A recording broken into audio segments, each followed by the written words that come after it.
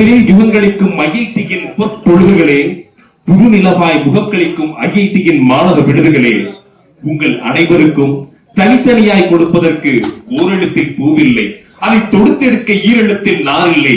வந்திருக்கும் உங்கள் அனைவருக்கும் மூவெழுத்து நன்றிகளையும் 4 எழுத்து பொங்கலுக்கு 4 எழுத்து வாழ்த்தையும் கூறிக்கொள்கிறேன்.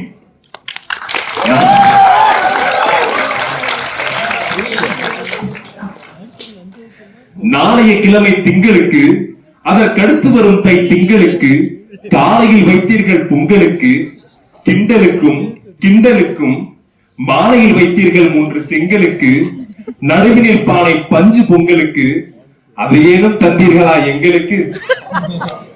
இருந்தாலும் பொங்கல் வாழ்த்து உங்களுக்கு. பொங்கிடட்டும் பொங்கிடட்டும் பொங்கப்பானை பொங்கிடட்டும், தங்கிடட்டும் தங்கிடட்டும் தமிழ் மகிழ்ச்சி எங்கும் தங்கிடட்டும். பொங்கிடட்டும் பொங்கிடட்டும் பொங்கப்பானை பொங்கிடட்டும், தங்கிடட்டும் தங்கிடட்டும் தமிழ் மகிழ்ச்சி எங்கும் தங்கிடட்டும். குளவை போட்டு கும்மி அடித்து கும்மாளமிட்டு கொண்டாடக்கூடிய ஒரு நாள் திருநாள் மறுநாள், அது இந்நாள் நன்னாள் பொன்னாள், அதுதான் இந்த பொங்கல் திருநாள். உங்கள் அனைவருக்கும் அந்த பொங்கல் திருநாள். அதனைத் தொடர்ந்து புத்தாய்ப்பாக முதல்வாக முத்தமிழ் தந்த மூத்தவராம், வளமை தமிழின் வளர்ச்சி கண்ட வள்ளுவராம், அவரது திருவள்ளுவர் ஆண்டின் 2056வது ஆண்டே ஒட்டுமொத்த பேரண்டமும் அனைத்து உயிரினங்களும் இணைந்து வெள்ளி விழா கொண்டாடுவோம் என்று ஏங்கிடும் தேங்கிடும் தாங்கிடும் 2025ஆம் ஆண்டே. ஏது உணர்வீர் எங்கள் இந்திய தொழில்நுட்பவியல் நிறுவனத்திற்கு, ஏது உணர்வீர் எங்கள் ஐஐடி தமிழ்ச்சங்கத்திற்கு. மதிப்பெற்ற மதிப்பெண் செறிவா அல்லது மதிப்பெண்ணற்ற தொழில்நுட்ப அறிவா? ஏது தொழில்நுட்பம்? கதிரவ ஆற்றலால் வாகனம் பெருக்கும் தொழில்நுட்பமா, இல்லை வாகனத்தின் வெப்பத்தால் அந்த கதிரவனையே கருக்கும் தொழில்நுட்பமா? சமையல் வாயு சரியாய் கிட்டும் தொழில்நுட்பமா, இல்லை அதே உலகில் ஆக்சிஜன் விற்கும் தொழில்நுட்பமா? இந்த ஆண்டு எதை கொண்டு வருவீர்? செயற்கை கோள்கள் அனைத்தையும் பூமியில் இருந்து இயக்கும் தொழில்நுட்பமா, இல்லை ஒட்டுமொத்த பூமியையும் அந்த செயற்கை கோள்கள் மூலம் இயக்கக்கூடிய தொழில்நுட்பமா? ஏது உணர்வீர்? முயற்சியா, பயிற்சியா, அயற்சியா, உயர்ச்சியா? ஏது உணர்வீர் என கேள்விகள் கொண்டு மனங்கள் மலர, வேள்விகள் கண்டு உழைப்புகள் கலர, புலரட்டும் புதுவாழ்வு, புதுக்கட்டும் புத்தாண்டு, மகிழ்ச்சியோடு அதை கொண்டாடு என ஆங்கிலம் மற்றும் தமிழ் புத்தாண்டு வாழ்த்துக்களையும் தெரிவித்துக் கொண்டு, துளி துளியாய் பனித்துளியாய் வெளியே சொட்டிக் கொண்டிருக்கின்றது. துளி துளியாய் கவித்துளியாய் நானும் சொட்டிக் கொண்டிருக்கின்றேன். அதே நேரம் துளி துளியாய் மணித்துளியாய் நேரமும் சொட்டிக் கொண்டிருக்கிறது. அறிகிறேன் நேரத்தை. சிதறிய துளிகளை பதறிய மனிதன் சேமிக்க துணிந்த களம் கல்வி. அந்த கல்வியை பற்றி எப்படி அறிவது? செந்தாது சமனா, செங்கரும்பு சமனா, செந்தேன் சமனா, செய்கள் செழுத்து செழுப்பம் காணும் செந்தமிழ் நாட்டில் செழுந்தமிழ் மொழியில் செயற்கரிய செயல்கள் செய்து செருக்கில்லா செப்பையுடன் செப்பனிட்ட சென்னா போதா? செவி செல்வம் பற்றி விழுமியம் செப்பியதை செப்புகிறேன் செவிவழி செவிமடுத்து செவிச்சாயுங்கள். செல்வத்துள் செல்வம் செவி செல்வம் அச்செல்வம் செல்வத்துள் எல்லாம் தலை. செறிவு பொருள் செல்வங்களுள் செம்மையானது செவி செல்வம், அச்செல்வம் செல்வத்தினும் செம்மையானது. ஆனால் அந்த செல்வத்தினை உள்நாட்டில் பெறுவதா அயல்நாட்டில் பெறுவதா? எது சிறப்பு?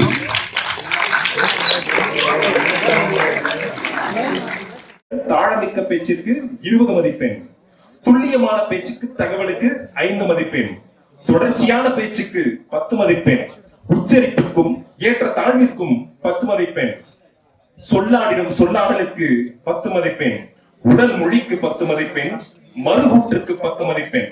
அதாவது அந்த பக்கம் என்ன சொல்றாங்களோ அதற்கு எழுத்து அதனோட தொடர்ச்சியா சொல்றதுக்கு இவங்க, அல்லது இவங்க சொல்றதுக்கு தொடர்ச்சியா அவங்க, அந்த மாதிரி சொல்றதுக்கு ஒரு 10 மதிப்பெண், நேரம் தவறாமைக்கு 10 மதிப்பெண், அணியோடு இணைந்து செயல்படுவதற்காக 5 மதிப்பெண். ஆக மொத்தம் 100 மதிப்பெண்களிட்டு நான் கணக்கிடுகிறேன். இவ்வளவு நேரம் நடுவர் வந்து பேசிட்டே இருந்திருக்காரு, அதனால ரொம்ப நேரம் பேச நினைக்கிறேன். பரவாயில்ல, அடுத்ததாக முதல்ல அதை வந்து கூப்பிடலாம். இவ்வளவு நேரம் எனக்கு கவனிச்சதுக்கு மிகவும் நன்றிகளை தெரிவித்துக் கொள்கிறேன். பவானி சொன்ன மாதிரி வெளிநாட்டுல போனா வந்து நம்ம குடும்பத்தோட பேச முடியாது, அதனால இருக்கு. ஆனா இப்போதைக்கு வாட்ஸ்அப் வந்திருக்கு, பேஸ்புக் வந்திருக்கு, நிறைய வந்து வாய்ஸ் கால் பண்ணலாம், எல்லாம் பண்ணலாம், பேசி கொண்டிருக்கலாம். அதனால நம்மளுக்கு அந்த கனெக்டிவிட்டி டச் எல்லாம் வந்து இருக்கும், ஒன்று இருக்கிறது செய்யுது. இன்னும் நல்லாவே வெளியே போய் அந்த பழங்காலத்து மாதிரி இல்லை, நம்ம டெக்னாலஜிலாம் டெவலப் ஆயிடுச்சு. அதுக்கப்புறம் வந்து நம்ம நிறைய பேர் இது மாதிரி சத்யநாடன்ல சுந்தர் பிச்சைலாம் பார்க்கும்போது அவங்க வெளிநாட்டு போய் படிச்சுட்டு வெளிநாட்டுல போய் பெரிய பொசிஷன்ல வந்திருக்காங்க, கூகுள் சிஇஓ ஆயிட்டாங்க, அதெல்லாம் ஆயிருக்காங்க. அங்கேருந்து இந்தியாவுக்கு தான் சேவை செய்யறாங்க. அங்க இருந்து கூட இந்தியாவுக்கு நிறைய இன்வெஸ்ட்மெண்ட்லாம் கொண்டு வந்திருக்காங்க. அதுவும் பெரிய சேவை தான் இந்தியாவுக்கு. ஸோ வெளியே போனா நம்ம இந்தியாவுக்கு சேவை செய்ய முடியாதுன்னு சொல்ல முடியாது, அது மாதிரி பண்ற ஆளுங்களும் இருக்காங்க. அப்புறம் வெளிநாட்டுலாம் வந்து நம்ம குடும்பத்தையே எடுத்துக்கொண்டு போகலாம். அங்க வந்து எல்லாம் வந்து சின்ன பசங்களுக்குலாம் வந்து பப்ளிக் ஸ்கூல்ல வந்து இருக்கு. அங்க வந்து எல்லாம் இலவசமாக எல்லாம் நிறைய கற்றுக்கொள்ள முடியும். இந்த மாதிரி நம்மளுக்கு இங்க வந்து ஐஐடியில தான் இந்த மாதிரி ஸ்போர்ட்ஸ் காம்ப்ளெக்ஸ் அந்த மாதிரி பெருசா கட்டுறாங்க. ஆனா அங்கெல்லாம் பப்ளிக் ஸ்கூல்லயே எல்லாமே வந்து இலவசமா இருக்கு, பாஸ்கெட்பால் கிரவுண்டு எல்லாமே இருக்கு. அங்க வந்து நம்ம வந்து பைசா கொடுத்து கட்டுக்க தேவையில்ல, அதெல்லாம் ஃப்ரீயாவே எக்ஸ்ட்ரா ஆக்டிவிட்டிஸ் வந்து ரொம்ப டெவலப்மெண்ட்டுக்காக இருக்கு. அதே மாதிரி மருத்துவமனை எல்லாம் அங்க வந்து ரொம்ப அட்வான்ஸா இருக்காங்க, எல்லாம் வந்து இலவசமாக தராங்க. அது நம்ம இங்க இந்தியாவில வந்து தர முடியல, அது வந்து நிறைய பிரச்சனைகள் இருக்கு. ஸோ என்ன சொல்ல வரேன்னா கடைசியில லைக் நம்ம எல்லாமே வந்து வெளியே போய் இருக்கிறது வந்து நல்ல ஆப்பர்ச்சுனிட்டி தான். நம்ம நல்லா குடும்பத்தோட சேர்ந்து போறதும் முடியும் நம்மளால. அங்க நல்லா ஜாப்ல இருக்கிறது எல்லாம் வந்து நல்லதுதான். நன்றி. நல்லது. நல்ல ஒரு பேச்சு வழங்கிய ரோஹித் அவர்களுக்கு வாழ்த்துக்களும் பாராட்டுகளும். அடுத்ததாக உள்நாட்டிலே படிப்பதுதான் மிகவும் சிறப்பானதாக இருக்கும் என்று கூற வருகிறார் கோதை.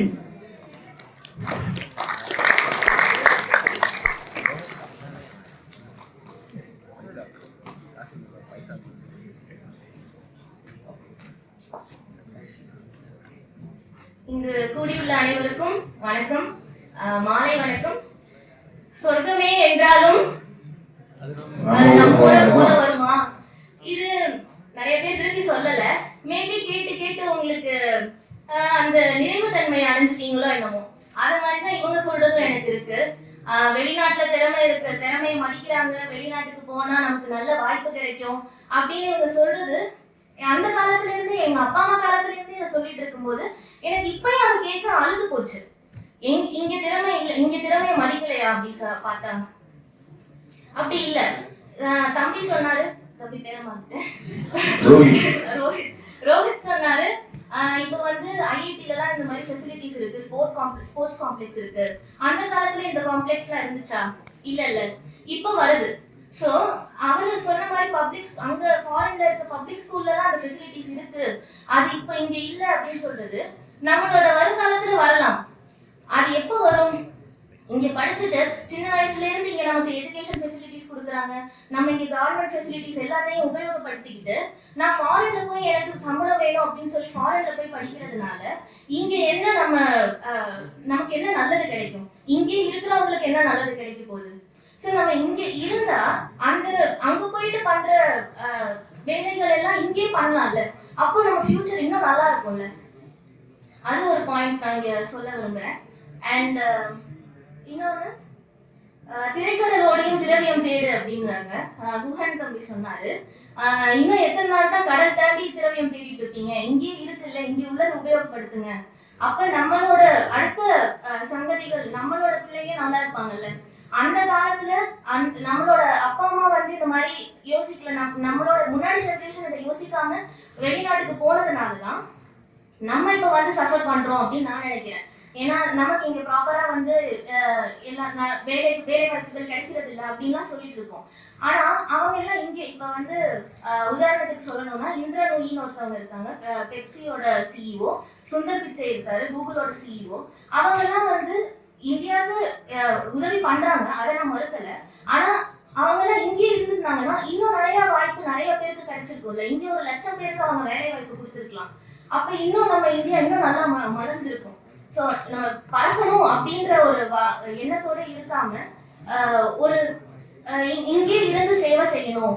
நமக்கு எஜுகேஷன் கொடுக்கறதுக்கு நம்ம இந்த கவர்மெண்ட் நமக்கு எவ்வளவு செலவு செய்யுது, அதை கொஞ்சம் கூட திருப்பி கொடுக்காம வெளிநாட்டுக்கு போய் நான் சம்பாதிக்கிறேன் அப்படின்னு சொல்றது எந்த விதத்துலயுமே நியாயம் இல்லை. வெளிநாட்டுக்கு போய் சம்பாதிக்கிறேன், அங்க காசு நிறைய கொடுக்குறாங்க அப்படின்னாலும் அங்க உள்ள விலைவாசி அதை விட ஜாஸ்தி. இங்க உள்ள சேலரிக்கு எப்படி பிரைஸ் லிஸ்ட் இருக்கோ அதே மாதிரிதான் அங்க உள்ள சேலரிக்கு அங்க உள்ள பிரைஸ் லிஸ்ட். ஸோ அதை கொஞ்சம் கன்சிடர் பண்ணி நம்ம திறமை உண்மையாவே அவங்க வந்து நம்மளை மதிப்பிடுறாங்களா அப்படின்றத யோசிச்சு செயல்படணும்னு சொல்லுவேன். அண்ட் அங்கே போனால் கண்டிப்பாக நம்ம ஃபேமிலியை மிஸ் பண்ணுவோம். அம்மா கையில் தோசை, அப்பா ஊட்டி விடுறது, பாட்டி போடுற டீ, இதெல்லாம் மிஸ் பண்ணுவோம்ல.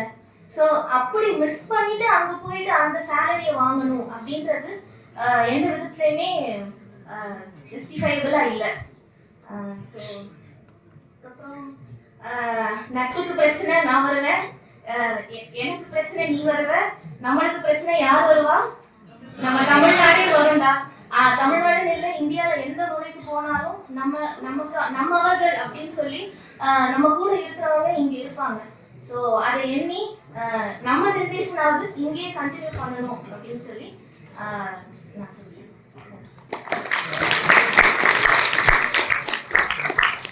சில்லென்ற மாதையிலே சிரிக்கின்ற வேளையிலே சிறந்தோர்கள் மத்தியிலே நடுவிலே இந்த நடுவர் முன்னிலையிலேயே மிகவும் சிறப்பாக பேசிய கோதை அவர்களுக்கு வாழ்த்துகளும் பாராட்டுகளும். அடுத்ததாக வெளிநாடுகளில் இருந்தே சிறந்த படிப்பும் வாய்ப்புகளும் கிடைக்கும் என்று கூற வருகிறார் ஐஸ்வர்யா. சொன்ன மாதிரி நம்ம வெளிநாட்டுல போனா சாப்பாடு மிஸ் பண்ணுவோம், அம்மா அப்பா மிஸ் பண்ணுவோம். ஆனா இப்ப கரெக்டா நம்ம இந்தியாவில தான் இருக்கிறோம், ஆனாலும் நம்ம அம்மா அப்பா சாப்பாடு மிஸ் பண்றோம், வீட்டை மிஸ் பண்றோம். ஸோ இதற்கும் வெளிநாட்டுக்கும் என்ன டிஃபரன்ஸ்? ஸோ நான் அதை வச்சு இந்த ஸ்பீச்சை ஸ்டார்ட் பண்றேன். ஸோ நீங்க $1 அமெரிக்கால போய் சம்பாதித்தாலும் இங்க 85 ரூபாய் வருகிறது. 85 ரூபாய் வச்சு நான் ஒரு வாட்டி ஒரு முழு நாட்டின் சாப்பாடை நான் வைத்திருக்கிறேன். அண்ட் வெளிநாட்டில் போய் படிக்கும் வெளிநாட்டில் போய் படிக்கிறதுக்கு மற்ற இன்சென்டிவ்ஸ் என்னன்னா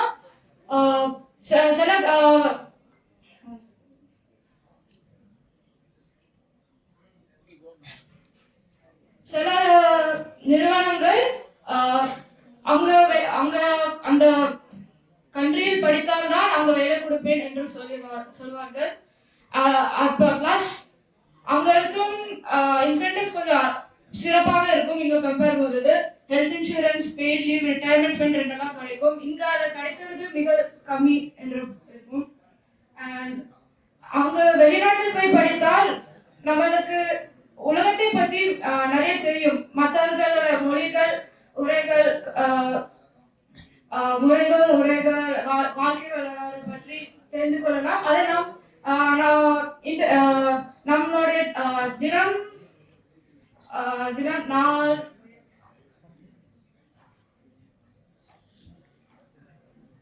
நம்மளோட டெய்லி லைஃப்ல இன்டிகிரேட் பண்ணா சில டைம் ரொம்ப யூஸ்ஃபுல்லா இருக்கும். ப்ளஸ் ஜாப் ஆப்பர்ச்சுனிட்டிஸ் வேலை கிடைக்கிறது மிக சிறப்பாக இருக்கும். அண்ட் ரிசர்ச் ஃபீல்டை பொறுத்த வரைக்கும் இந்தியாவில் இப்போதான் டெவலப்பிங் ஸ்டேஜ்ல இருக்கிறது. அதை ஆனால் வெளிநாட்டில் மிக ஃபர்தராக அந்த ஸ்டேஜஸ்லாம் இருக்கிறது. அதனால் நான் என்ன சொல்றேன்னா வெளிநாட்டில் போய் படிக்கிறது will be much better என்று சொல்லி என் உரையை முடிக்கிறேன். நன்றி. பூக்களின் இதழ்கள் அசைந்தால் மகரந்தம் உதிரும் என்பது நம்ம அனைவருக்கும் தெரியும். பூக்களின் இதழ்கள் அசைந்தால் மகரந்தம் உதிரும், எங்கள் பேச்சாளர்களின் இதழ்கள் அசைந்தால் இந்த அரங்கமே அதிரும். நல்லதொரு பேச்சினை கொடுத்த ஐஸ்வர்யா அவர்களுக்கு வாழ்த்துகளும் பாராட்டுகளும். அடுத்ததாக எங்கள் உள்ளூரிலே படிப்பதே சிறந்ததாக இருக்கும் என்று கூற வருகிறார் தனுசிகா.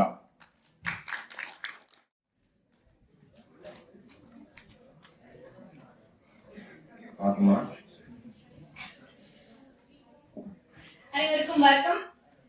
இனிய பொங்கல் திருநாள் நல்வாழ்த்துக்கள். இங்க தலைப்பு என்னன்னா இருக்கலாமா பறக்கலாமா தானே தலைவரே. நீங்க பாருங்க, எவ்வளவு தூரம் வேணா பாருங்க, ஒரு நாள் தரை இறங்கிதான் ஆகணும். அது எங்க இறங்குங்க, எங்க இறங்குறீங்க, எல்லா இடத்துலயும் இறங்குங்க, பாருங்க, திருப்பிங்க வாங்க. அதுதான் நம்ம பண்பாடு. இப்போ நான் ஒரு சின்ன ஒரு கதையோட ஆரம்பிக்கிறேன். இப்போ நான் ஒரு கருத்து சொல்லி நீங்க சரியா தப்பாங்கிறத விட நான் ஒண்ணு சொல்றேன், அதை நினைச்சு பாருங்க. நீங்க எல்லாரும் ரெண்டு இடத்துல இருக்கீங்க, இந்தியாலையும் வெளிநாட்டுலயும் வேலை பார்க்க போறீங்க. காலையில 9 மணிக்கு வச்சுக்கோங்க, கிளம்புறீங்க, அங்க ஒரு பேருந்த புடிச்சு போறீங்க, ஆபீஸ் போறீங்க, மேனேஜர் அப்பதான் கொடுப்பாரு இந்தா வேலை அப்படின்னு. ரெண்டு இடத்துல அப்படிதான், ஒரு வித்தியாசமும் இல்ல.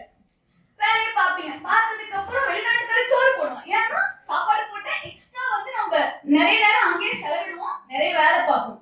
அது ஒரு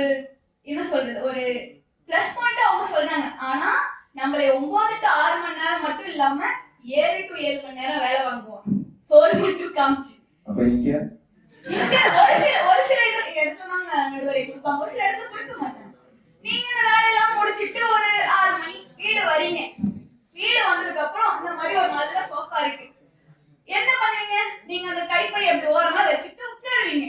உட்கார்ந்த 2 நிமிஷம் நீங்க வந்து எவ்வளவு பெரிய ஆளா இருந்தாலும் சரி, வேலை முடிச்சு போய் உட்கார்ந்து 2 நிமிஷம் கண்டிப்பா யோசிப்பீங்க. என்ன யோசிப்பீங்க தெரியுமா? இந்தியால இருந்தா வந்து சரி இன்னைக்கு வேலை முடிஞ்சது, நாளைக்கு என்னவா இருக்கும், இதெல்லாம் இருக்குன்னு யோசிப்பீங்க. அப்புறம் யோசிச்சுட்டு சப்போஸ் உங்க வீட்ல யாராவது இருந்தாங்கன்னா டீ குடிக்கலாமா, காஃபி குடிக்கலாமா கேட்பீங்க. இல்ல நான் போய் டீ போடவா காஃபி போடவா கேட்பீங்க. வெளிநாட்டுல இருந்தா என்ன தெரியுமா ஞாபகம் வரும்? வந்து 3 வருஷம் ஆச்சு, எப்போ இந்த விசா பர்மிட்ட தூக்குவான்னு தெரியாது, நம்ம எப்போ வீடு போவோமா போக மாட்டோமான்னு தெரியாது, இவன் வேலையை விட்டு தூக்குவானா தூக்க மாட்டானா தெரியாது. அந்த 2 நிமிஷத்துல நீங்க என்ன தெரியுமா யோசிப்பீங்க? நம்ம வாழ்க்கை இல்லையா இல்லையா, இதுதான் வரும். இதுதான் வந்து முதல் நீங்க 2 நிமிஷத்துல யோசிக்கிறது. அடுத்துதான் சரி நம்ம வந்து வீட்டுக்கு வந்து பேசலாம் அப்படின்னு சொல்லுவீங்க. அப்போ வந்து ரோஹித் சொன்னாரு வாட்ஸ்அப் வந்துருச்சு, சோசியல் கனெக்டிவிட்டிலாம் இருக்கு அப்படின்னு. என்னதான் இருக்கட்டும், நீங்க வேலை பார்க்குறீங்க, உங்களுக்கு ஒரு கை குழந்தை இருக்குன்னு வச்சுக்கோங்க, அது இந்தியாவில் இருக்கு, ஏதோ ஒரு நாட்டுல இருக்கு, நீங்க தூரமா இருக்கீங்க. வாட்ஸ்அப்ல வீடியோ கால்ல அது அழுவுது. எப்படி இருக்கும் உங்களுக்கு? போய் தூக்குனா நல்லா இருக்கும் தானே இருக்கும். நீங்க என்னதான் வாட்ஸ்அப் கையில தூக்குற மாதிரி வராதுங்க, கூடவே வச்சுக்கிற மாதிரி எதுவுமே வராது. எவ்வளவு காசு வேணா சம்பாதிங்க, எதுக்கு? அவங்களோட செலவிட தானே, அது அவங்களோட இருந்து சம்பாதிங்க. ஏன் தூரமா போயிட்டு 10 வருஷம் இருந்து 2 வருஷம் இருந்து வந்து அந்த 2 வருஷத்துல நீங்க உங்க வாழ்க்கையில போற நேரத்தை எப்பயுமே எடுக்க முடியாதுங்க. நீங்க அந்த வெளிநாட்டு போய் இருக்கீங்கல்ல, நீங்க ஒரு கிரீன் கார்டு சிட்டிசனே வச்சுக்கோங்க. நீங்க அங்க இருக்கிறதுக்கு ஒரே ஒரு ஆதாரம் அந்த இங்க ஒரு கார்டு, அவ்வளவுதான், வேற எதுவும் இல்ல. அதை தூக்கி போட்டு நீங்க அங்க இல்ல. ஆனா இங்க அது இல்ல, இது உங்க அடையாளம். நீங்க இங்க இருந்து வளர்ந்தீங்க, படிச்சீங்க, இல்ல வெளிநாட்டு போய் படிச்சாலும் இதுதான் உங்க மண்ணு. தாய்மண்ணை போல வருமா எதுவா இருந்தாலும். இப்ப வந்து இங்க இருந்து எல்லாருமே வந்து சொன்னாங்க, ஐஸ்வர்யா வந்து சொன்னாங்க வீட்டுல இருந்தா வந்து அங்க இருந்தாலும் நான் எங்க அப்பா அம்மாவை வந்து பார்க்க முடியாது, இங்க இருந்தாலும் எங்க அப்பா அம்மாவை பார்க்க முடியாது அப்படின்னு சொன்னாங்க. இங்க இருந்தா நான் ஒரு எத்தனை மணி நேரம், ஒரு 5 மணி நேரம் பஸ்ஸோ இல்ல சம்பாதிச்ச காத்து என்ன 1 மணி நேரம் பிளைட்ல கூட நான் போய் பார்த்துருவேன். அங்க இருந்தா முடியுமா? எவ்வளவு வேணா சம்பாதிங்க, ஒரு டிக்கெட் போக 1 மாசம் யோசிப்பீங்க, போடலாமா வேணாமா, வீட்டுல ஏதாவது சொல்லுவாங்களா வேண்டாமா. ஒவ்வொரு தடவையும் நீங்க சொல்லுவீங்க நான் வீட்டுக்கு வரவான்னு, வீட்டுல இருந்து சொல்லுவாங்க எதுக்குப்பா எக்ஸ்ட்ரா செலவு, நீ ஒரு பொங்கலுக்கு வா இல்ல தீபாவளிக்கு வா அடுத்த வருஷம் இப்படியே சொல்லுவாங்க.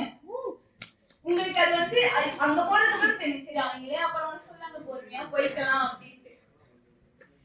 இங்க இருக்கிறதுல வந்து கஷ்டம் என்ன சொல்றாங்கன்னா, நம்ம திறமைக்கு வந்து கூட எதுவுமே வந்து அங்கீகாரம் கொடுக்கல அப்படின்ட்டு.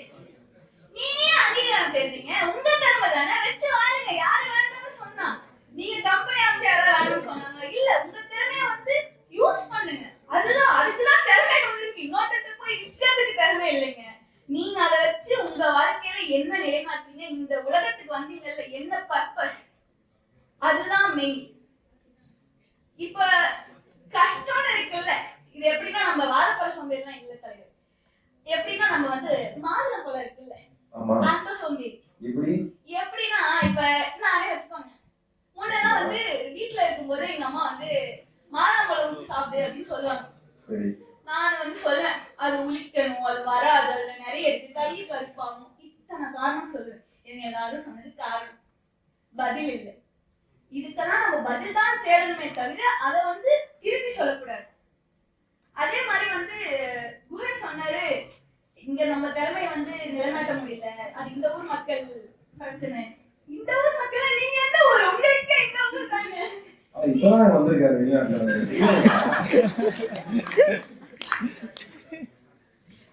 அதனால நம்ம கஷ்டத்தை கஷ்டப்படாம செய்ய முடியாது, கஷ்டமா தான் இருக்கும், செஞ்சுதான் ஆகணும்.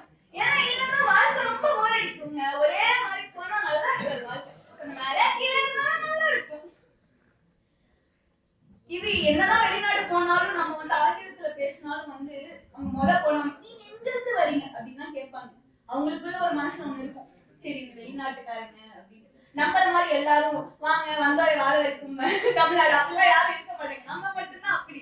அதனாலதான் சொல்றேன், வெளிநாட்டுல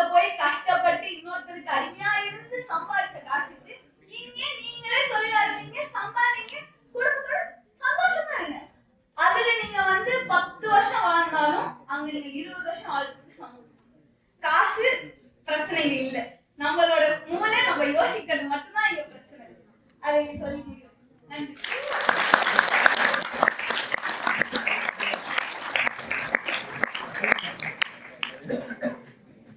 பட்டி தொட்டிகள் எங்கும் பட்டினமாய் இருந்தாலும் பட்டிமன்றம் எங்கு கேட்டாலும் கைதட்டக்கூடிய இந்த அருமையான பார்வையாளர்கள் மத்தியிலே பட்டிமன்றத்தை தமிழை ரசிப்பதற்கு தகுதியது, அதை ரசிக்க வரையறையது. ஓரறிவும் ஒடுங்கும், ஆறறிவும் அடங்கும். பட்டிமன்றத்தின் கருத்தாளங்களை கேட்டால் இது பட்டிமன்றத்தின் மகத்துவம், அதை என் திறமையால் உணர்த்துவம் என அருமையாக ஒரு தெளிட்ட நடையில் பேசி அனைவரையும் கவர்ந்தெடுத்து போட்ட தனுசிகா அவர்களுக்கு வாழ்த்துக்களையும் பாராட்டுகளையும் தெரிவித்துக் கொள்கிறேன். நல்ல ஒரு பட்டு தீபாவளி மாதிரி வெடிச்சுட்டு போயிருக்காங்க.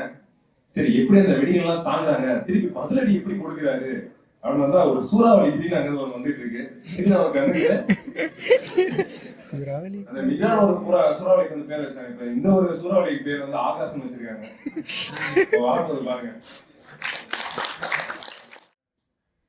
என்னை பெற்றெடுத்த தாய்க்கும் என்னை தத்தெடுத்த தமிழுக்கும் வணக்கம்.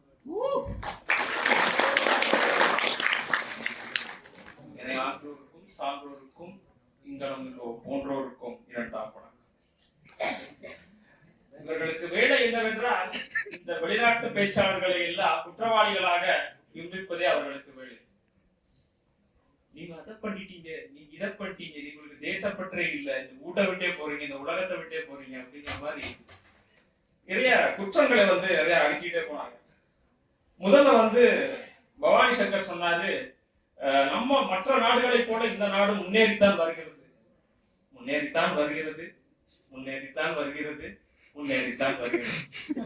மற்ற நாடுகள் எல்லாம் முன்னேற்றத்தை அடைந்து பல பாதைகளை கண்டுவிட்டது. அதனால்தான் அங்கு உள்ள தேடல் அதிகமாகிவிட்டது. இந்தியாவின் உள்ள மிகப்பெரிய 2 குறைபாடுகள் அன்எம்ப்ளாய்மெண்ட், அண்டர் எம்ப்ளாய்மெண்ட். அடிப்படையிலிருந்தே வருவோமே, ஒரு 1000 ரூபாய் வேலை அப்படின்னு செஞ்சா ஒரு தொழில் அப்படின்னா இன்னைக்கெல்லாம் வந்து அந்த வேலையை வந்து 500 ரூபாய்க்கு செய்ய கூட ஆள் பலம் அதிகமாக இருக்கு. 200 ரூபாய்க்கு எங்க சித்தப்பா அடுத்த வாரம் வர்றாங்க, 150 ரூபாய்க்கு எங்க மாமா வர்றாங்க, நடுவர் அவர்களும் எக்ஸ்பீரியன்ஸ் ஆயிருக்கு. அப்படி இங்கு ஆட்கள் நிறைய இருக்காங்க, ஆனா வாய்ப்புகள் குறைவா இருக்கு. என்ன சொல்றேன் அப்படின்னா, சிங்கத்தோட வாழா இருக்கிறத விட பூனையோட தலையா இருந்துட்டு போயிடலாம். உலக அளவில் அந்த போட்டிகள் இருந்தாலும் இந்தியர்களுக்கு ஏற்ற இடம் எல்லா இடத்திலும் கிடைத்துக் கொண்டுதான் இருக்கிறது. ஒரு புள்ளி விவரங்கள் மட்டும் சொல்றேன். உலகத்திலேயே இந்தியாவில் இருந்துதான் அதிக நபர்கள் வெளிநாடு போயிருக்காங்க. 17.3 மில்லியன் உலகத்திலேயே அதிகம். ஊரை விட்டுட்டு போறீங்கன்னு சொல்றீங்களே, நாங்க ஊரை விட்டுட்டு போவோம், ஆனா ஊருக்காக தான் போறோம். இந்திய பொருளாதாரத்தில் முக்கியமான ஒரு பங்கு அந்நிய செலவாணி. 2024 புள்ளி விவரம் சொல்கிறது, உலக அந்நிய செலவாணிகளிலேயே அதிக சதவீதம் 14.3 கிடைத்தது இந்தியாவுக்கு. காரணம் என்ன? ஊரை விட்டு உறவை விட்டு இந்நாடு வளம் பெற வேண்டும், நானும் வளம் பெற வேண்டும் என்று வெளிநாடுகளில் தக்கி தவிக்கும் என் இந்தியர்கள். அவர்கள் இல்லையே இந்த இந்திய பொருளாதாரம் என்னவாகும்? கோதை சொன்னார், சொர்க்கமே என்றாலும் நம்மூரை போல வருமா? சொர்க்கம் சோம்பேறிகளை உருவாக்கும், நரகம்தான் மனிதனை கடினப்படுத்தும். கடினமான இடம் வலிமையான மனிதனை உருவாக்கும். வலிமையான மனிதன் எளிதான இடத்தை உருவாக்குவான். எளிதான இடம் சோம்பேறியான மனிதனை உருவாக்கும். தொழில் ரீதியா விட்டுருங்க, கலாச்சார மாறுபாடுகள் இருக்கும் அப்படின்லாம் சொல்றாங்க. என்ன கலாச்சார மாறுபாடு? இந்தியாவுல பப்ளிக்ல பிஸ் அடிப்பான், அங்க கிஸ் அடிப்பான், அவ்வளவுதான்.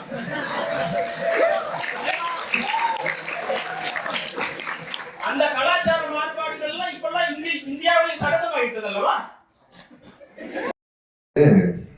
திண்டுக்கல் பூண்டு வந்து கேள்விப்பட்டிருப்பீங்க. அந்த மாதிரி நிறைய பூண்டுகள் வந்து நம்ம தமிழ்நாட்டுல வந்து இருக்கு, இந்திய நாட்டிலேயே வேறு பூண்டுகள் வந்து இருக்கு. இப்ப இது எல்லாத்தையும் வந்து சிறந்த பூட்டு வந்து எந்த நாட்டுல வந்து இருக்குதுன்னு சொன்னீங்கன்னா வெளிநாடுகள்ல தான் சிறந்த பூட்டுகள் வந்து இருக்குது அப்படின்னு வந்து கேள்விப்பட்டோம். என்னன்னு கேட்டா உதட்டு பூட்டுகள்ன்றாங்க.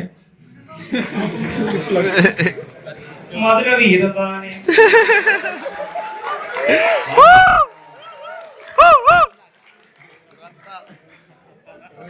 இந்தியாவை நம்பினோர் கைவிடப்படார் அப்படின்னு சொல்றாங்க. ஒரே ஒரு கதை சொல்றேன். ஒரு மனிதன் வந்து மலையில அவனோட ஊர்தியில அதாவது இருசக்கர வாகனத்துல போறான், நனைஞ்சிட்டு போறான். அதை பார்த்த ஒரு இந்திய தொழிலதிபர், இந்தியாவுக்காக நான் ஏதாவது பண்ணணும்னு நிறைய பண்ண ஒரு தொழிலதிபர் வந்து பார்த்துட்டு ஒரு காரை இன்ட்ரடியூஸ் பண்றாரு. அதன் பெயர் நேனோ கார். விலையும் கம்மி, ஆனா அதோட பலன் அது ஏழையோட கார் தான். அதெல்லாம் வசதி இல்லாதவங்க வாங்குவான்னு சொல்லிட்டு அந்த மார்க்கெட்டை உடைச்சாங்க. உங்களை நம்பி வந்த இந்தியர்களை யார் கைவிடுவது? மேலை நாடுகளில் போய் படித்து வந்தார் அம்பேத்கர். இந்தியாவில் சட்டம் எடுக்க வரும்போது இவன் யார் எனக்கு சட்டம் சொல்லித்தர என்று எது குறிப்பிட்டது?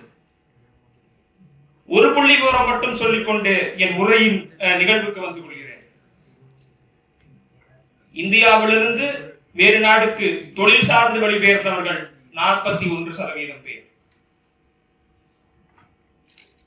மீதியுள்ள 59% 3%த்திற்கும் மேலானோர் பதிவு செய்யப்பட்ட தகவல் மட்டுமே, பதிவு செய்யப்படாத எவ்வளவு என்று தெரியவில்லை. 3%த்திற்கு மேற்பட்டோர் இந்தியாவில் இருந்த ஜாதி கொடுமையின் காரணமாகத்தான் வெளிநாடுகளுக்கு சென்றிருக்கின்றனர். இந்தியாவில் ஒரு சதி உள்ளது, அந்த சதிக்கு கால் வந்து விட்டது, அதுதான் சாதி. அந்த சாதி எங்கு ஒழிகிறதோ அப்பொழுது அலையுங்கள், வெளிநாட்டுகளில் இருந்து நாங்கள் ஓடோடு வருகிறோம். இந்த இந்திய நாடு எங்கள் நாடு, உலகில் தலை சிறந்த நாடாக வேண்டும் என்பது உங்களது ஆசை மட்டுமல்ல, எங்களுடைய உரிமை. என் மனம் பலவற்றை சொல் என்கிறது, ஆனால் கடிகார மணி போதும் செல் என்கிறது. அதனால் அனைத்து உள்ளங்களுக்கும் தமிழ் புத்தாண்டாம் தை புத்தாண்டின் நல்வாழ்த்துக்களை கூறி விடைபெறுகிறேன். நன்றி, வணக்கம்.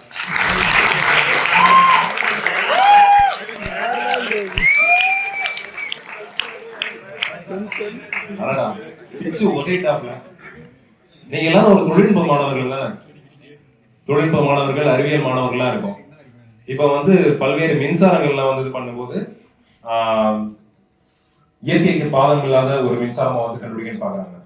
காற்றுல இருந்து, நீர்ல இருந்து, சூரிய சக்தியில இருந்து மின்சாரத்தை வந்து பண்றாங்க. இதையெல்லாம் தாண்டி புதுமையாக மின்சாரத்தை கண்டறிய வேண்டும் என எங்கள் ஒரு பேச்சாளர்ல இருந்து, ஒரு கருத்துக்கள்ல இருந்து ஒரு மின்சாரத்தை அப்படி எடுங்க பாருங்க. பேசின பேச்சு எல்லாம் அப்படியே மின்சாரம் மாதிரி பூரா போய் பாஞ்சு, இது மாதிரி கேள்விக்குறி மாதிரி வளைஞ்ச இந்த முதல்வர்கள்லாம் அப்படியே ஆச்சரியக்குறி மாதிரி எதிர்த்து நிற்கிறீங்க. அவங்க ஒரு சிறப்பாக மின்சாரத்தை பாய்ச்சிய ஆகாஷ் அவர்களுக்கு வாழ்த்துக்களும் பாராட்டுகளும். அதனை தொடர்ந்து என்னதான் பேசுங்க, மின்சாரமா இருக்கட்டும் இல்ல சம்சாரமா இருக்கட்டும், என்ன வந்தாலும் நம்ம இருந்து ஒரு கட்டத்துக்கு போங்க அப்படின்னு வேட்டியை வரைஞ்சுக்கிட்டு நம்ம முன்னாடி பேச வர போகிறா அரவிந்த்.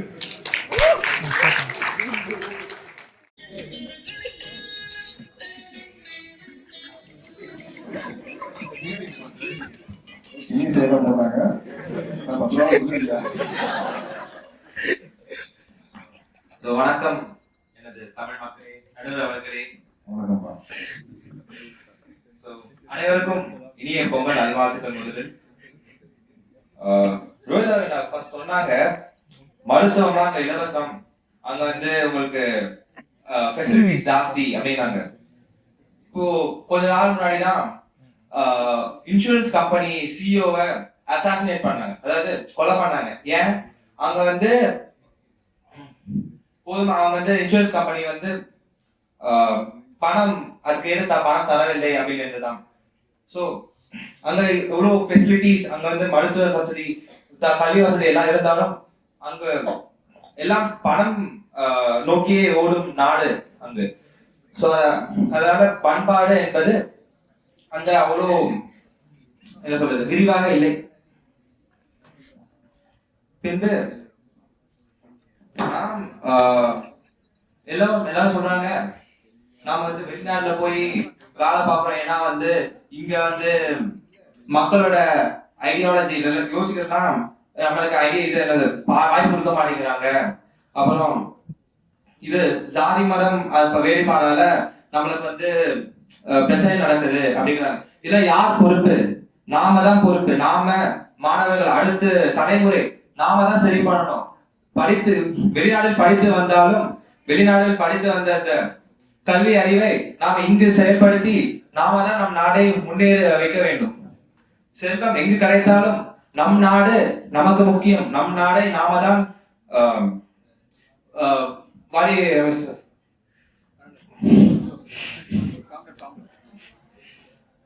நம் நாடை நாம தான் முன்னேற்ற வேண்டும்.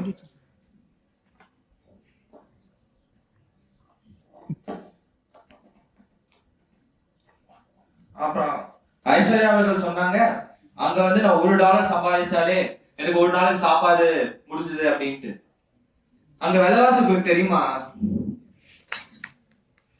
அங்க இருக்க விலைவாசி உங்களுக்கு தெரியுமா?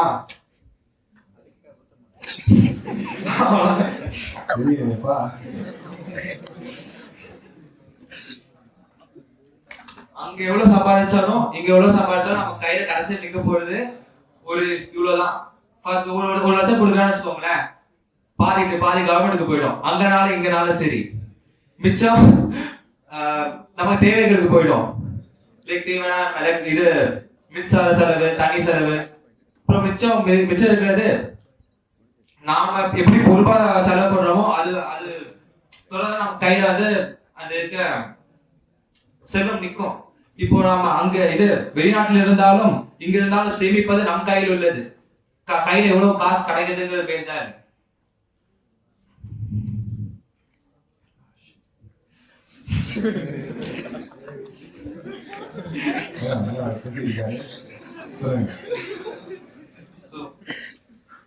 இதை தொடர்ந்து நான் நடுவர்களுக்கு சரியான தீர்ப்பு அளிக்குமாறு நன்றி கூறி விடைபெறுகிறேன். நன்றி, வணக்கம். நம் நாட்டிலே காற்று எனும் மின்வளம், நீர் எனும் மீன்வளம், நிலம் எனும் தானிய வளம், இது எல்லா வளத்தையும் சிறந்த வளம் என்றால் ஒரு மேடைக்கு ஏறி பேசுவதற்கு கூச்சப்படுவது என்னும் ஒரு கேவலம். அந்த வளத்தை தாண்டுவது துணிவு என்னும் எங்கள் இளைஞர்களின் மாவளம். அந்த மாவளத்தை எந்த தலம் தெரியல, எங்க இருக்கு தலை? அந்த மாவளத்தோடு மிகவும் சிறப்பாக பேசிய அரவிந்த் அவர்களுக்கு வாழ்த்துக்களும் பாராட்டுகள்.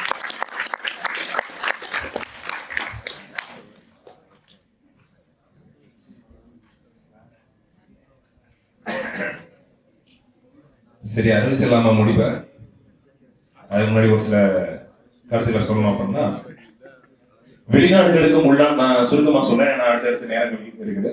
வெளிநாடுகளும் நம்ம உள்நாடுக்கும் வந்து பார்க்கும்போது செலவுகள் வந்து நம்ம ஊர்ல வந்து குறைவா இருக்குது. குறைவான சில வாழ்க்கைக்குரிய செலவும் சரி, கல்வி கட்டணங்களுக்குரிய செலவும் சரி மிக குறைவா இருக்குது நம்ம நாட்டுல. அதே மாதிரி ஊக்கத்தொகைகளும் கம்மியா இருக்குது. வெளிநாடுகள்ல ஊக்கத்தொகைகளும் கல்வித்தொகை கட்டணங்களும் வந்து மிக அதிகமா இருந்தாலும் செலவுகளும் வந்து ரொம்ப அதிகமா இருக்கு. வாழ்க்கை செலவுகளும் அதிகமா இருக்கு. மொழி பண்பாடு எல்லாமே நம்ம ஏற்கனவே நம்ம வந்து பழகிருக்கோம். புதுசா இங்க பழகிறதுக்கு வாய்ப்பு இல்லை. வாய்ப்புகள் கொஞ்சம் இருந்தாலும் அங்க நம்ம வந்து இதுதான் கட்டாயம் அப்படின்னு சொல்லிட்டு அந்த ஒரு இடத்துக்கு நம்ம தள்ளப்படும் போது நம்மளாம் வந்து அதை நம்மளை அறியாமலே வந்து நம்ம கத்துக்குவோம். மொழிகள் எல்லாத்தையும், பண்பாடு இது எல்லாத்தையும். கல்வித்தரம் அப்படின்றது இங்கே வந்து நம்ம ஒரு சில இப்ப நம்ம இந்திய தொழில்நுட்பவியல் நிறுவனம் அப்படின்றது நமக்கு இந்தியாவிலே ஒரு மிகச்சிறந்த ஒரு நிறுவனமாகும். இதே மாதிரி வெளிநாடுகளே வந்து ஒவ்வொரு சில நிறுவனங்கள் வந்து எல்லா நாடுகளுமே வெளிநாடு அப்படின்னாலே அது ஒரு சிறந்த நிறுவனம் அப்படிங்கிறது கிடையாது. அதுலயும் ஒரு சில நிறுவனங்கள் தான் இருக்கும். அது நம்ம தேர்வு செஞ்சு தான் போகணும். இந்த வெளிநாடு நம்ம போயிட்டு ஏதோ ஒரு பல்கலைக்கழகத்துல படிச்சுட்டு வெளிநாட்டுல படிச்ச நீங்க வந்து சொன்னாலும் உடனே வேலை கொடுத்துட மாட்டாங்க. வெளிநாட்டுல எந்த தரத்துல உள்ள கல்வி நிறுவனத்துல நீங்க படிச்சிருக்கீங்க அதெல்லாம் பார்த்துட்டு தான் வந்து கொடுப்பாங்க. வேலை வாய்ப்பு அப்படின்னு கொடுக்கும்போது நீங்க வெளிநாட்டுல படிச்சு இங்கே வந்தாலும் அதற்கு தனியா இங்க இருக்கக்கூடிய அந்த நுழைவுத் தேர்வில் நீங்க வந்து தேர்ச்சி அடையணும். இங்க இருக்கும்போது நீங்க படிச்சாலும் அதுக்குரிய இதுல தேர்ச்சி அடையணும் நீங்க. அதே மாதிரி இங்க இருக்கவங்களுக்கு வந்து ஏற்கனவே முன்னாடியே அந்த வேலைக்குரிய ஏற்பாடுகளை இங்க நம்ம வந்து பண்ணலாம். இங்கேயும் பண்ணலாம், வெளியே வந்து பண்ணலாம். வெளியே இருந்து பண்ணீங்கன்னா உங்களுக்கு நிறைய தொடர்புகள் வந்து வெளிநாட்டுல கிடைக்கும். அப்ப வேலை செய்யறதுக்கு நீங்க வெளிநாடுகள்ல இருந்து பல்வேறு முயற்சிகள் வந்து ஏற்படலாம். இன்னொன்று வெளிநாட்டுல இருந்து படிச்சு வந்தோம் இந்த மாதிரி ஒரு தரமான ஒரு இடத்துல தரமான ஒரு செயல் செஞ்சுட்டு வந்திருக்கோம் அப்படின்னா அதுக்கு வேலை வாய்ப்புக்கு முன்னுரிமை வந்து கொடுப்பாங்க. மக்கள் புதிதாக மக்கள் பார்க்கக்கூடிய வாய்ப்புகள் வந்து அங்க கிடைக்கும். பயணங்கள் வந்து நம்ம இங்க இருந்து அதிகமா வந்து செய்யறதுனால அதுக்குரிய செலவு வந்து அதிகமா இருக்கும். ஆனா இங்கேயும் வந்து நம்ம வந்து செலவழிக்கிறோம் என்னதான் செலவா இருந்தாலும் அப்படின்னாலும் பாதுகாப்பு அப்படின்றது நம்ம ஊர்ல வந்து நமக்கு தெரிந்த பாதுகாப்பு அப்படின்றது இருக்கும். நம்ம வெளிநாடுகளுக்கு போகும்போது புதிதாக நம்ம வந்து ஒரு பாதுகாப்பு ஏற்படுத்தணும். அதுக்கு ஏற்ற மாதிரி நம்மளை வந்து தகவல் வச்சு பக்குவப்படுத்தி கொள்ளணும். இங்க நம்ம ஊர்ல இருக்கக்கூடிய உடல்நிலைகளுக்கு, மருத்துவத்துக்கு, இது எல்லாத்துக்கும் வந்து ஏற்ற மாதிரி நம்மளுடைய உடல்நிலைகளை வந்து நம்ம ஏற்கனவே பராமரிச்சிருப்போம். இந்த சிக்கல்களுக்கு இந்த மருத்துவம் நமக்கு தெரியும்.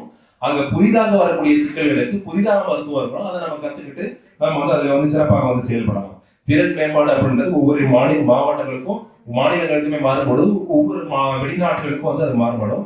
தனிநபர் மேம்பாடு அப்படின்றது ஒவ்வொரு இடத்துலயும் மாறுபடும். ஆனா வெளிநாடுகள்ல கூடுதலா மாறுபடும். ஏன்னா புதிதாக நம்ம தன்னந்தனியா நிற்கும் போது ஒரு விடுதலை, ஒரு தனித்தன்மை அப்படின்றத வந்து வெளிப்படப்பட்டதுனால என்ன தீர்ப்பு கொடுக்கலாம்?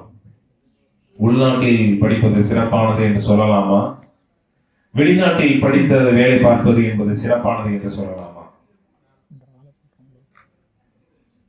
இதற்கான முடிவை நான் சொல்ல முடியாது. அதற்கான முடிவை நான் உங்க கையிலேயே விடுறேன். ஏன்னா இந்த முடிவை நான் தனியா சொல்லுவேன், அது வந்து வேற. இந்த கருத்துக்கள் வந்து ஒவ்வொருத்தவங்களுடைய கருத்து சுதந்திரம், தனிப்பட்ட சுதந்திரம். அதனால நீங்க வந்து அதை தனியா சிந்திச்சு, நீங்க இதெல்லாம் பேசியிருக்காங்க, நான் வந்து பேசியிருக்கோம், நீங்களும் தனியா வந்து சிந்திக்கலாம். இது எது சரி அப்படின்றத நீங்க வந்து சிந்திக்கலாம். ஆனா இவர்கள் பேசியதை வைத்து ஒரு மதிப்பிட வேண்டும் என்றால் தனித்தனியா மதிப்பெண் சொல்லலாமா, இல்ல மொத்தமா அடியாக மதிப்பெண் சொல்லலாமா? யாரு சிறந்த வெற்றியாளர் அப்படின்னு பாத்தீங்கன்னா, மதிப்பெண் படி பார்த்தா வெளிநாடே சிறந்தது என்று கூறியவர்கள் 230 மதிப்பெண்கள் பெற்றிருக்கிறார்கள். அதனைத் தொடர்ந்து உள்நாட்டிலே சிறந்ததாக இருக்கும் என்று கூறுபவர்கள் 290 மதிப்பெண்கள் பெற்றிருக்கிறார்கள். எனவே முதலாவதாக வந்த உள்நாட்டிலே சிறந்தவர்கள், உள்நாட்டிலே சிறந்ததாக இருக்கும் என்று கூறிய பவானி, கோதை, தனுஷிகா மற்றும் அரவிந்த் ஆகியோர் முதலிடத்தில் வெற்றியாளர்களாக இருக்கிறார்கள். மேலும் வெளிநாடே சிறந்தது என்று கூறிய குகன், ரோஹித், ஐஸ்வர்யா மற்றும் ஆகாஷ் பின்தொடர்பவர்களாக இருக்கிறார்கள். அடுத்த வெற்றியை எதிர்நோக்கியவர்களாக இருக்கிறார்கள். அவர்களுக்கும் வாழ்த்துக்கள். வெற்றி பெற்றவர்களுக்கும் பங்கு பெற்றவர்களுக்கும் பார்வையாளர்களுக்கும் வாழ்த்துக்களை கூறி இந்த ஆண்டு எப்படி இருக்கணும் அப்படின்னா, இந்த பட்டிமன்றத்தின் மூலம் உங்களுக்கு வாழ்த்து சொல்லலாம்னு பார்த்தேன். ஒரே ஒரு வாழ்த்து சொல்லி முடிச்சாங்க. தமிழோட பெருமை பற்றி உங்களுக்கு தெரியுமா? தமிழின் சிற்றிலக்கியங்களின் வகைகள் பற்றி உங்களுக்கு தெரியுமா?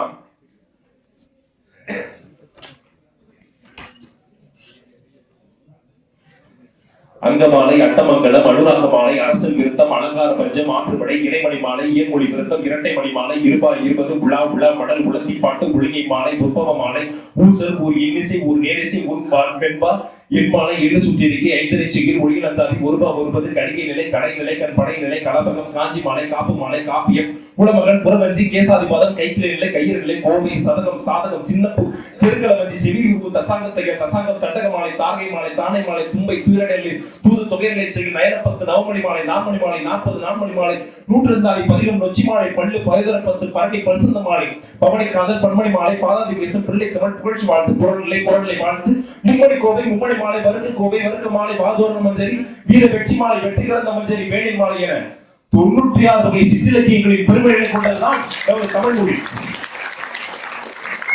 அத்தகைய வகைகளிலும் அத்தனை வகைகளிலும் பல்வேறு நூல்கள் இருக்கின்றன. அத்தனை நூல்களிலும் பல்வேறு பக்கங்கள், எழுத்துக்கள் இருக்கின்றன. அத்தனை எழுத்துக்கள் அளவிற்கும் உங்கள் வாழ்வில் இந்த ஆண்டு சிறப்பானதாக, மகிழ்ச்சி உள்ளதாக இந்த புதிய ஆண்டு அமையட்டும் என்று வாழ்த்து கூறி விடைபெறுகிறேன். நன்றி, வணக்கம்.